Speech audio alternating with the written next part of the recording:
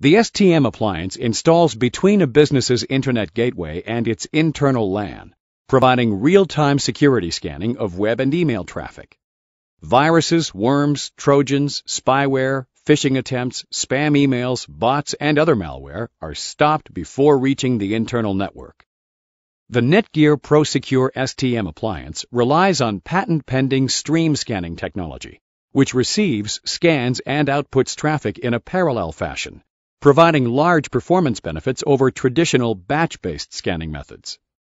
The STM's URL content filtering mechanism employs an in-the-cloud database that categorizes over 100 million URLs on the Internet, preventing users from accessing sites deemed inappropriate, reducing the chances of downloading threats into the organization while increasing employees' productivity.